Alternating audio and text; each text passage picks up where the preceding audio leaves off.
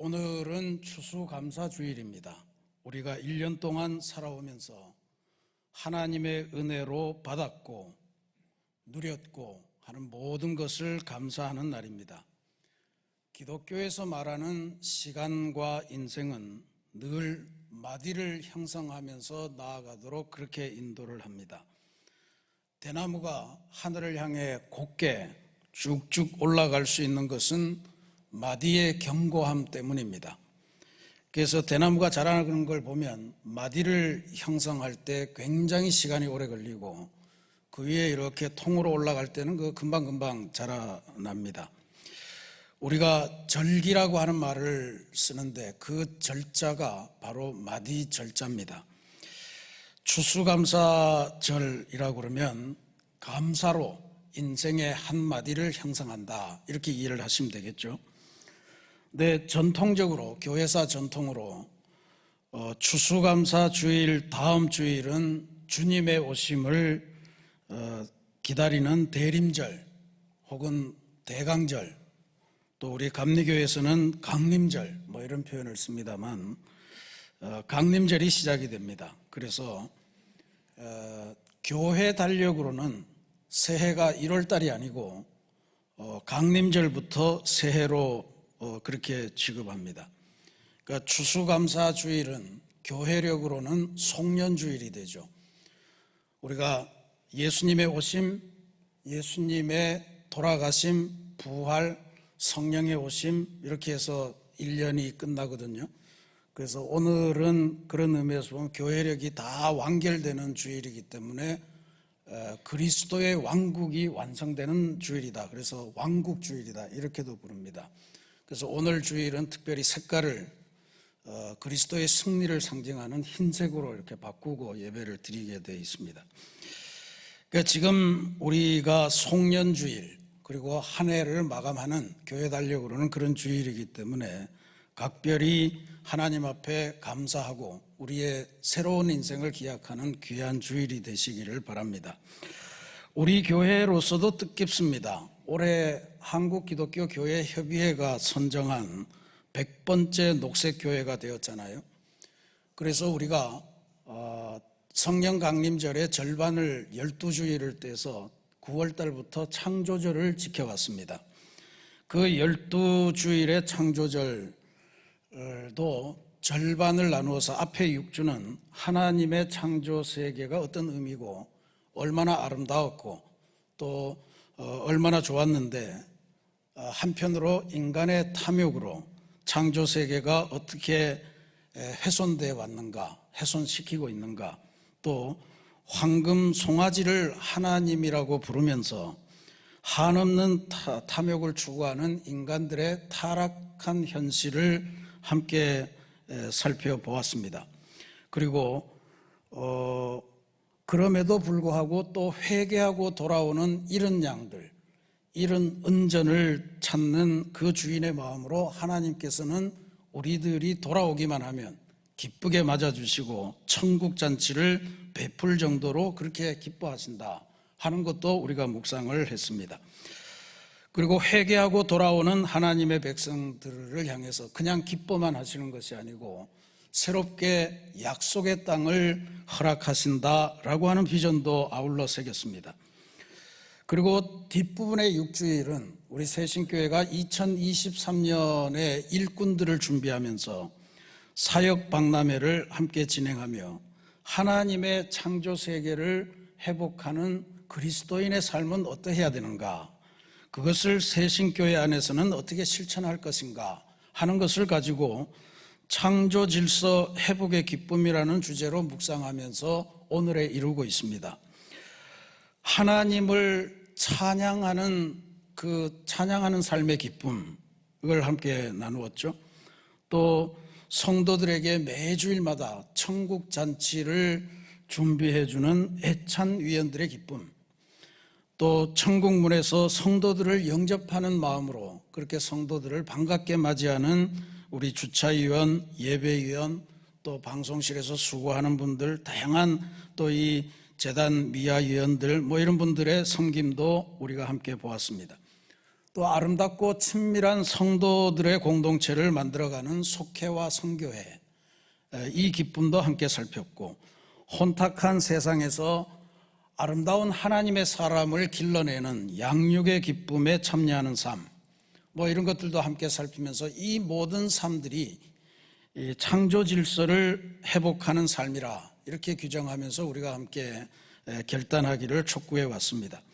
이제 하나님의 창조 세계를 회복하는 그러한 기쁨의 삶의 마지막 단락, 창조 세계를 회복하는 기쁨 하는 제목으로 오늘 말씀을 나눕니다.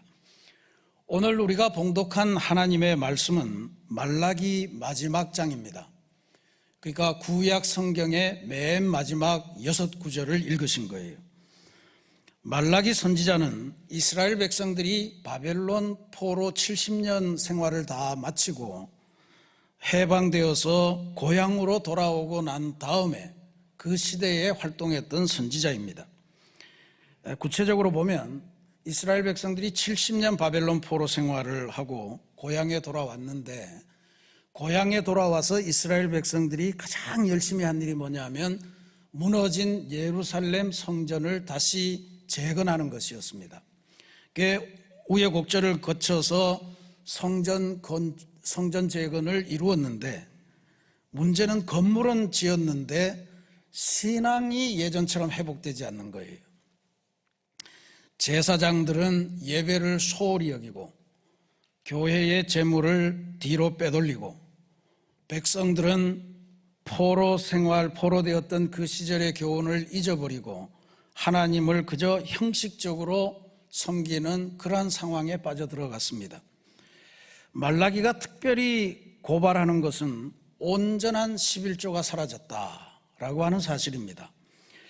말라기는 특이하게도 백성들이 11조를 온전하게 하지 않는다, 이것을 그냥 11조 안 한다 이렇게 표현하지 않고 하나님의 것을 도둑질한다, 그런 표현을 씁니다. 하나님의 것이니 당연히 하나님에게 가야 되는데 그걸 개인들이 착복한다, 이런 뜻이겠죠. 11조라고 하는 것은 하나님께서 주신 은혜에 대한 상징적인 봉헌인데, 하나님께서 베푸신 것에 대한 마음 깊은 곳에서 우러나오는 감사가 없으니까 11조가 아까워졌다, 이런 이야기죠. 그래서 11조를 한다는 형식만 하지 온전한 11조가 사라졌다, 그렇게 고발하고 있습니다. 또 이스라엘 백성들, 언약 백성들의 사회생활도 엉망이었습니다. 하나님의 언약 백성들끼리 서로 돕고 격려하고 그렇게 더불어 살아가라라고 하는 명령이 있었는데 그런 공동체는 이루어지지 않았습니다. 오히려 돈으로 사람을 종으로 사고 팔기도 하고, 또 권력을 사용해서 가난한 자를 억압해서 재물을 갈취하는 이런 일들이 빈번하게 생겨났습니다. 이런 상황에서 말라기 선지자가 등장한 거예요. 말라기 선지자는 이 구약의 마지막 시대로 가면 선지자들의 메시지는 단 하나입니다. 여호와의 날이 곧 다가온다 라고 하는 이야기거든요. 말라기 선지자도 예외가 아닙니다. 여호와의 날을 선포하는데, 오늘 본문에 보면 여호와의 날을 이렇게 표현합니다. 용광로 불같은 날, 이렇게 표현합니다. 용광로 불같은 하나님의 심판의 날, 이걸 지금 이야기하는 거죠. 그 하나님의 심판의 날인 용광로 불같은 날에 말라기 선지자는 두 가지 아주 대비되는 일이 일어날 거다, 그렇게 예언을 하십니다. 하나는 교만한 자와 악을 행하는 자, 이 사람들은 용광로의 불에 지푸라기처럼 다 태워져서 뿌리도 가지도 하나도 남지 않고 전부 다 재로 변해서 남의 발에 짓밟히는 그러한 신세가 될 거다라고 하는 경고입니다. 다른 하나의 예언은 반면에 하나님을 경외하는 의인들에게는 공의로운 해가 떠올라서 치료하는 광선을 비추어 주는데, 그러면 새로운 생명을 얻어서 외양간에서 풀려난 송아지처럼 세상을 활보하게 되는 그러한 은혜를 누리게 될 거다라고 하는 약속입니다. 용광로 불같은 날, 대단히 중요한 의미죠. 그날에 우리는 어떤 운명으로 갈 것이냐, 그걸 이제 잘 준비하셔야 됩니다. 저는 오늘 인류 사회가 걸어가고 있는 길을 보면서 말라기 선지자가 말한 이 용광로 불같은 날이 곧 이루어지지 않을까 이런 생각을 자꾸 하면서 두려움에 쌓이기도 합니다. 실제로 지구가 점점 뜨거워지고 있잖아요. 사람들은 못 느끼지만 뜨거워지고 있어요. 우리가 창조절을 통해서 수없이 강조했던 것이 인류가 산업혁명이라고 하는 증기기관을 발명하면서 산업혁명을 시작하는데 그때 이래로 지구가 1.5도가 상승되면 지구에 우리가 지금까지 경험한 것과는 상상도 안 되는 기근, 가뭄, 홍수, 태풍, 쓰나미, 지진 모든 것들이 다 더 심각하게 일어날 거다 이런 이야기죠. 그렇게 된다면 우리 서울이 항구 도시가 되는 그런 일이 생기고 인천 저쪽은 다 물에 잠기는 그런 시대가 온다 이런 것이 이제 과학자들의 경고입니다. 우리가 이걸 느끼느냐 안 느끼느냐, 용광로 불같은 날이 와 있는데 그게 이제 우리의 문제라는 거죠. 또 단순히 지구의 온도만이 아니라 인류의 제약상의 온도도 점점 올라가고 있는 것이 두려운 일입니다. 돈을 벌 수 있다면 생명 같은 거는 아랑곳하지 않습니다. 돈 앞에서 정의, 도덕, 윤리 이런 것을 따지지 않는 세상이 되었습니다. 주식도 조작해서 남들이야 어떻게 되든 그냥 자기 돈만 법니다. 권력을 이용해서 남의 재산을 눈도 깜짝 안 하고 꿀꺽 삼키는 사람들도 많은 것 같아요. 누군가와 동업을 하는데 동업하는 파트너는 계속 구속이 돼요. 그러면서 그 재산을 자기가 다 꿀꺽하는 사람들도 있어요. 권력을 이용해서 자기의 죄는 다 덮고 상대방에게는 없는 죄도 만들어서 그냥 감옥으로 넣으려고 그렇게 하는 것이 오늘날 우리 주변에서 많이 생깁니다. 또 옆에 나라가 말을 좀 안 듣는다고 서로 마음에 안 맞는다고 그냥 폭격을 해댑니다. 어린아이들, 사람들이 얼마나 죽건 상관도 안 해요. 그냥 그렇게 전쟁을 하면서 마냥 세계를 어렵게 만드는 이런 것들이 아무렇지도 않게 자행되고 있는 그런 세상입니다. 이런 만행들이 세계 곳곳에서 또 우리 주변에서 지금도 계속해서 일어나고 있습니다. 이런 걸 보다 보면 진짜 역사가 진보하고 발전하는 것일까? 하나님께서 진짜 역사를 주관하시는가 하는 것에 대한 회의가 오지 않을 수가 없습니다. 이게 상당히 막막한 상황인데 말라기 선지자는 이런 참혹한 인류의 상황, 용광로 불같은 날 그 앞에서 이런 상황을 타개할 수 있는 놀라운 희망의 비전을 선포해 줍니다. 참 위로가 돼요. 4장 2절 말씀인데 내 이름을 경외하는 너희에게는 공의로운 해가 떠올라서 치료하는 광선을 비추리니 너희가 나가서 외양간에서 나온 송아지같이 뛰리라. 이 구절은 여러분들 모두가 대부분은 외우시는 그런 구절일 거예요. 좋아하십니다. 근데 외우시는 거 좋은데 분명한 의미를 더 풍부하게 기억하시고 외우시면 더 큰 은혜가 되리라 믿습니다. 이거는 우리가 병원에 누군가 입원했을 때 이 구절로 예수님이 레이저 같은 치료의 광선을 쏴서 환부를 막 도려내고 그렇게 해서 치료하시는 그런 것들을 바랄 때 이 본문을 많이 인용합니다만 이 말라기의 본문은 그것 이상입니다. 그것보다 훨씬 더 중요한 메시지를 담고 있는데 뭐냐면 인류의 미래를 위해서 인류의 구원을 위해서 궁극적인 비전을 알려주는 말씀이에요. 여기서 제일로 중요한 구절을 꼽으라면 바로 공의로운 해가 떠올라서 라고 하는 부분입니다. 공의로운 해가 떠올라서 이거는 말라기 선지자가 지금 역사는 어둡고 죄악은 깊고 그래서 용광로 불같은 심판의 날이 코앞에 있는데 예수님께서 말씀하시기를 도끼가 나무 밑에 썩은 나무 밑에 막 가 있는 그런 형국이잖아요. 근데 그런 역사의 어둠을 뚫고 인류를 구원하시기 위한 해가 떠오르고 있다 이런 예언입니다. 바로 인류를 구원하시기 위해 인류의 빛으로 오시는 새로운 메시아 예수 그리스도를 예언한 말씀이에요. 예수님 오시기 400년 전의 예언입니다. 히브리어로 구약 성경이 되어 있잖아요. 그 히브리어로 구약 성경이 되어 있는데 복음이 펼쳐져 나가면서 이제 히브리어를 알지 못하는 유대인 밖의 사람들이 구약 성경을 읽을 수 있도록 헬라어로, 그리스어로 성경을 번역할 그럴 때였는데, 헬라어로 성경을 번역할 때 번역을 어떻게 했냐면 지파별로 6명을 뽑았습니다. 총 72명 아니에요?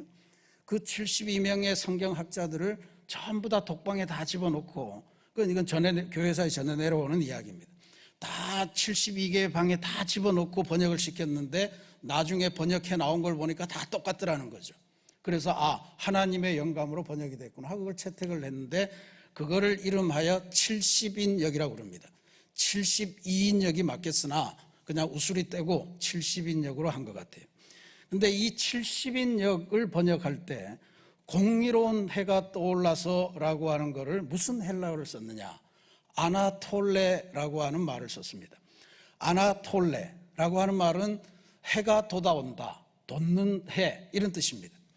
지난번에 투르키예의 성지순례 갔더니 투르키예의 그 중심 지역의 이름이 아나톨리아더라고요.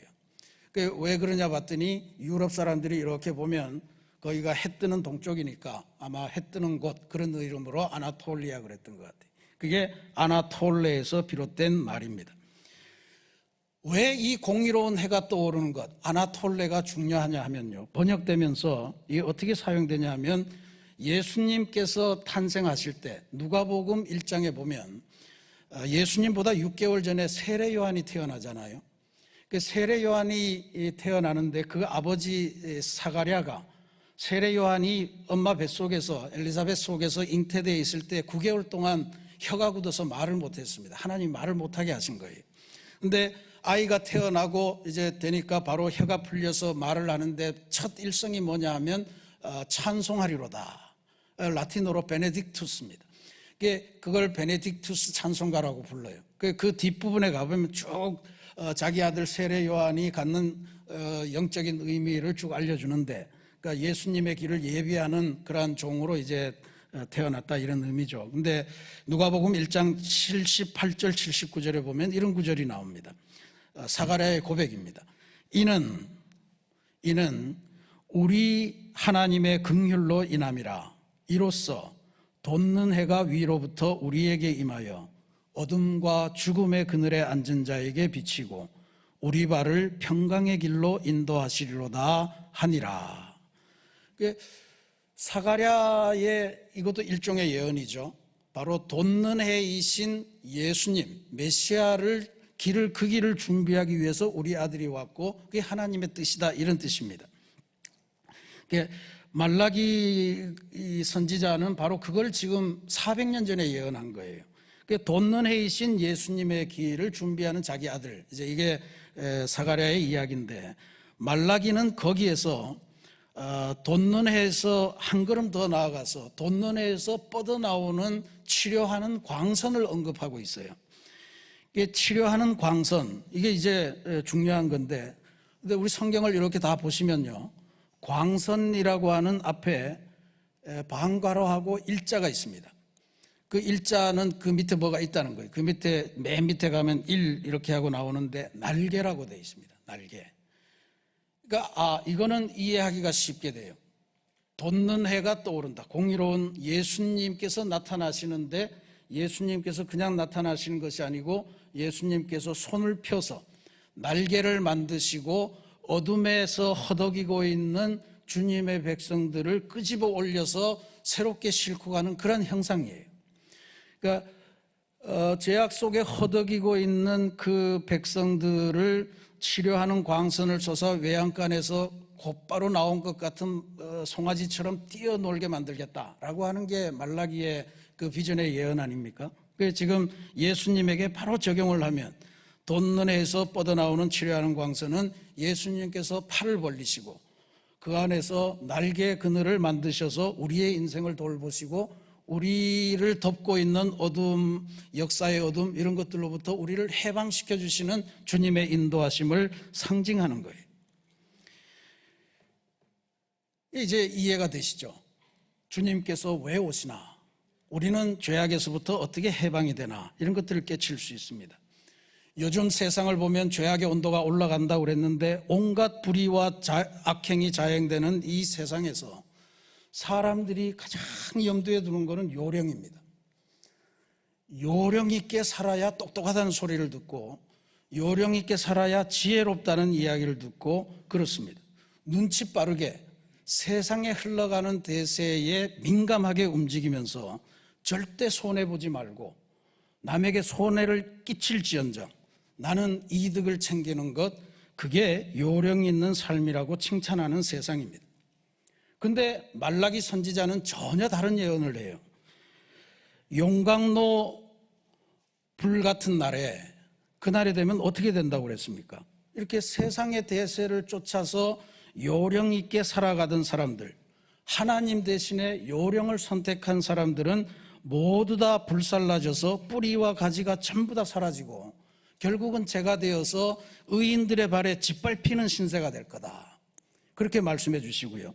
그 다음에 대신에 힘겹더라도 손해보더라도 요령보다는 하나님의 말씀, 하나님의 원칙을 경외하면서 묵묵하게 하나님의 말씀대로 살아가는 사람들에게는 예수님의 사랑의 날개가 펼쳐져서 예수님의 보호 아래 거하고 그리고 거기에서 생명력을 얻어서 외양간에서 금방 풀려난 송아지처럼 세상을 활보하는, 세상을 하나님의 말씀대로 지배하는 그런 인생을 살게 하겠다 하는 것이 바로 말라기의 예언입니다.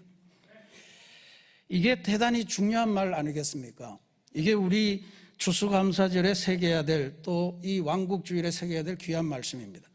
제가 신학교 다닐 때 배웠던 선생님 중에, 우리 학교에는 안 계셨지만 다른 신학교에서 오셔서 가르친 분 중에 김경재 선생님이라고 계셨는데, 그분이 늘 한국교회를 보면서 칭찬 반 한탄 반 하신 말씀이 있어요.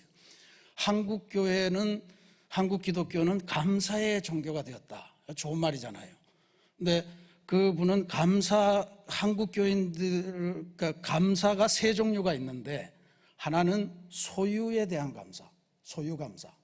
두 번째는 긍휼 감사, 불쌍히 여겨주시는 감사. 세 번째는 존재 감사, 존재 자체에 감사하는 거예요. 근데 이분의 한탄은 한국 그리스도인의 감사는 한결같이 대부분 소유에 대한 감사에만 집중되어 있다라고 하는 게 한탄이었습니다. 내 바구니에 뭐가 쌓였는가 하는 것을 감사하는 거죠. 바구니가 비면 원망해요. 바구니가 비면 하나님을 회의해요. 근데 정작 바구니가 비었든 어쨌든 간에 우리는 1년 동안 살았잖아요. 그러면 1년 동안 훨씬 더 성숙해졌어요. 그전에 못 보던 거를 볼 수 있는 영적인 눈을 갖게 됐어요. 참과 거짓 싸울 때에 옛날에는 긴가민가 했는데 이제는 참과 거짓이 분명하게 구별되는 그런 영적인 시야를 갖게 된 것, 이런 것들은 왜 감사 안 하냐, 이런 이야기죠. 그래서 한국 기독교가 제대로 잡히려면 존재에 대한 감사가 소유에 대한 감사를 능가해야 기독교가 올바라진다, 뭐 그런 말씀을 주셨던 기억이 납니다. 말라기 선지자가 하는 말씀이 바로 그 말씀 아니에요. 소유만 너무 따지지 말고 존재, 너네 존재가 성숙해졌고 너희들의 영적인 시력이 회복되는 그 길을 따라서 하나님께서 돋는 해를 떠올리시고 그 돋는 해에서 치료하는 광선을 보내주셔서 너희들에게 새 생명을 주고 이 세상을 활보할 수 있는 그런 길을 열어줄 거다. 지금 하나님께서 필요로 하시는, 하나님의 역사를 위해서 필요한 인생은 바로 그런 인생이다. 요령을 따라서 살지 않고 하나님의 소명, 하나님의 길을 따라서 살아가는 사람이 필요하다, 이런 말씀입니다. 근데 우리가 또 따지고 보면 이 세상에는 남이야 알든 말든 착한 일 하면서 기쁨을 느끼는 사람이 많아요. 또 그런 희망을 품고 요령 대신에 원칙을 따라서 우직하게 바보스럽게 손해보면서 그렇게 살아가는 사람들이 의외로 많습니다. 계속 제가 여러 번 말씀을 드립니다만 우리 고향 안동 출신의 유명한 항일 시인 이육사라는 분이 있어요. 이 사람은 원래 이름이 원복인데 항일운동 하다가 감옥에 들어가서 죄수번호가 264번이었어요. 그래서 아예 이름을 이육사로 바꿔버렸는데, 이분은 일제 말기에 감옥 생활을 합니다. 그러면서 그 식민지 시대를 살아가면서 얼마나 괴로웠겠어요. 근데 이런 시로 자신과 민족이 나아가야 될 삶을 묘사합니다. 시가 긴데 마지막 부분에 이런 고백을 해요. 지금 눈 내리고, 한창 겨울이라는 이야기입니다. 지금 눈 내리고 매화 향기 홀로 아득하니 내 여기 가난한 노래의 씨를 뿌려라. 지금은 한겨울이고 일제의 탄압이 아직도 극심하지만, 그리고 봄의 상징인 매화 향기는 아직도 저 멀리서 냄새도 나는 듯 마는 듯 그렇게 있으니 어떡할까? 포기할까? 그럴 수 없지. 차라리 여기서 가난한 노래의 씨, 희망의 씨, 민족이 여전히 독립할 거라고 하는 그 희망의 씨를 뿌리며 살아가겠노라라고 하는 시인의 고백입니다. 안타깝게도 그는 조국의 독립을 보지 못하고 광복절 불과 몇 달을 앞두고 옥사합니다. 그런데 짧은 인생을 살았지만 지금도 여전히 민족의 자랑스러운 시인으로, 독립운동가로, 훌륭한 분으로 끊임없이 후손들에게 진정한 삶의 의미가 무엇인가를 깨치는 그런 사표로 남아 있습니다. 반면에 친일 인명 대사전 이런 것 때문에 논란이 많습니다만 다양한 억울한 경우들도 많이 있을 겁니다. 그런데 지도층 인사들, 지식인들, 많은 유명인들이 친일로 빠져든 것은 처음에 합방될 때부터 빠져든 게 아니에요. 대부분 올곧게 살아오다가 마지막 5년, 마지막 3년, 심지어 마지막 2년을 버티지 못하고 친일을 했다가 거기에 이름이 올라가는 분들이 의외로 많다라고 하는 거죠. 이른바 요령 때문이었을 겁니다. 매화 향기가 좋다는 것은 알지만 너무 아득하게 보이니까 지금은 잠시 주저앉아 쉬었다 가자 하면서 요령을 피웠던 결과가 아닐까, 제가 그 나름대로 짐작을 해봅니다. 만약에 내가 이렇게 살아가도 주님께서 돋는 해처럼 떠올라서 치료하는 광선을 날개처럼 펴주시면서 나를 건져주실 것이라 라고 하는 믿음을 가졌다면 그렇게 변절했겠습니까? 우리가 살아가는 삶도 그런 걸 거예요. 지금 내가 어려운데 이것만 있으면 어떻게 한숨은 쉬겠는데, 그래도 하나님의 뜻이 아닌데 어떡하지 갈등할 때 돋는 해를 기억하셔야 됩니다. 주님께서 날개를 펴시고 우리를 구원하시겠다 오시는 그 빛을 기억하셔야 됩니다. 그래서 지금 넘어지면 나는 아무것도 아니야 라고 하는 생각을 가지시고 주님께서 보내주시는 돋는 해, 치료하는 광선을 믿으시고 하나님의 길을 고집스럽게 택하는 것, 그게 오늘 우리의 감사가 되어야 될 줄로 믿습니다. 사랑하는 우리 새신교회 성도 여러분, 한 해의 삶을 총결산하시면서 여러분들의 마음이 복잡하시리라 믿습니다. 당연히 감사해야 되는 건데, 감사로 매듭져야 될 텐데 막상 우리네 지나온 삶의 광주리를 보면 한심합니다. 감사보다는 해안과 원망이 많이 드러날 그러한 상황이기도 할 겁니다. 어쩌면 앙상한 겨울나무 가지 같은 그런 빈 광주리, 그래서 한숨이 절로 나오기도 할 거예요. 뭐가 담겼나 봤더니 쭉정이 같은 것만 담겨 있어서 속도 상하실 겁니다. 그런데 오늘 말라기 선지자가 말라기 선지자를 통해 주신 하나님의 약속, 하나님의 비전의 예언을 꼭 마음에 담으시기를 바랍니다. 지금 고생이 끝이 아닙니다.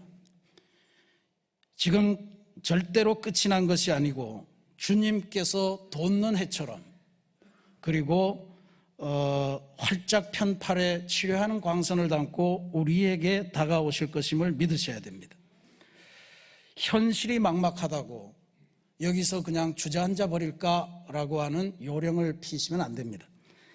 또 현실이 결핍으로 우리를 괴롭게 한다고 해서 하나님을 포기하는 어리석음을 택하시는 것이 진짜로 문제입니다. 대신에 확신하십시오. 아나톨레, 돋는 해처럼 다가오시는 예수님이 계시지 않습니까?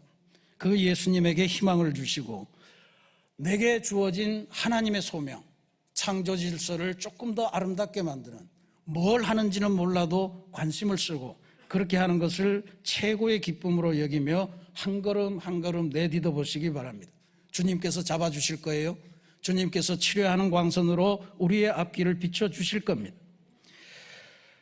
그러면 우리에게 궁극적인 승리를 주시기 원하시는 주님께서 우리의 인생을 들어서 외양간에서 갓 나온 송아지처럼 펄쩍펄쩍 뛰며 이 세상을 활보하고 이 세상을 하나님의 뜻으로 지배하게 하는 그런 역사를 베푸실 줄로 믿습니다. 존재에 감사하십시다. 살았잖아요. 하나님께 더 한 걸음 가까이 갔잖아요. 그게 얼마나 감사한 일입니까? 오늘 추수감사주일인데 우리가 3년 만에 추수감사 찬양 축제를 오후 예배 시간에 진행합니다. 모두가 비밀이 노출될까 봐 숨어서 열심히 연습들 하시더라고요. 기대합니다. 근데 혹시 나는 참여 못했는데, 연습 못했는데 해도 걱정하지 마십시오. 끼워달라고 그러십시오. 숫자가 많으면 우승할 확률이 높습니다. 모두 참여하셔서 오늘만큼은 그리스도의 승리의 날인데 세상 근심 다 떨쳐내고 주님께서 돋는 해처럼 우리 삶을 향해서 떠오르시고 주님께서 손을 펴시고 날개 그늘처럼 치료하는 광선을 우리를 향해서 비추시는 그 사실을 확인하시고 오랜만에 어린아이처럼 하나님 앞에서 마음껏 기뻐하시고 마음껏 감사하시고 그걸 토대로 해서 영적인 새해로 건너가시는 그런 복된 추수감사절이 되시기를 주님의 이름으로 축원합니다. 같이 기도하겠습니다.